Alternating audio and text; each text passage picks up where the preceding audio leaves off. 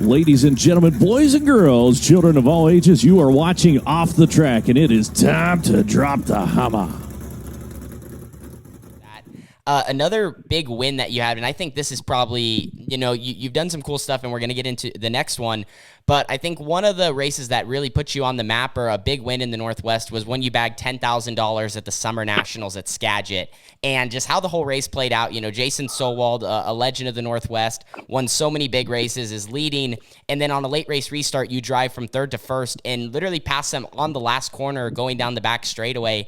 Can you touch on that night and just what it was like for, a team that you guys own, just a family team, trying to do everything you can to go racing and have fun and be competitive, and to go and win a race like that and win that much money?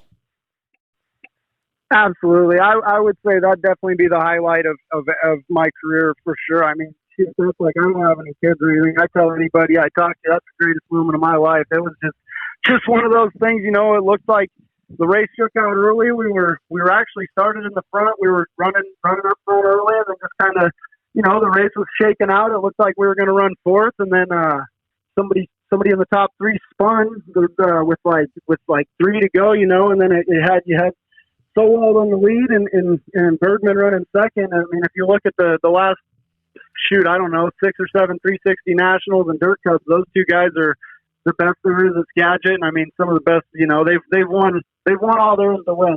They're both, the two elites at the track. I felt like that night, and to have a restart, I thought for sure one of them would go to the top. And, I've watched the video a few times. You can see, I like, as soon as they go to the bottom, you can see me turn back right to get to the top. And then after that, it's just, like, you see an opportunity like that, you're going to go as far as you can go, and you're going to be hopefully hyper alert and hit your marks. And it just worked out, like I couldn't, when we saw that, like when I went into turn one, behind Jason on the white flag lap, like I got to side by side with Seth. I guess we'll go back a lap on the green flag. I got to side by side with Seth down the backstretch. He raced me really clean, gave me a line.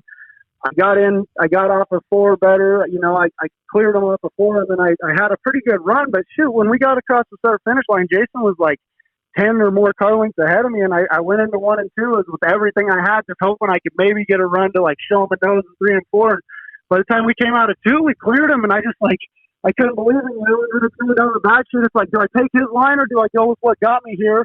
And know that, like, I know he's not going to drive into the corner and crash me. He's about as respectable a driver as you're ever going to race against. And so just went in on the top. He got up next to me, and we were able to just like see the checkered first off of 4. And man, just to do that in my own car in front of like my dad and all the people that I know and love at the track. And also, I crushed 3 vertebrae at that race, at that track, like 4 years prior to that. So everything about it was just so like vindicating, and just one of those moments where just everything came together, and it's like, this is why we race. That's cool. That's a great story, and I just, like I said, I have that video in my head because I remember just watching it, and just how it played out, like you said, and last lap pass, just so exciting for the fans.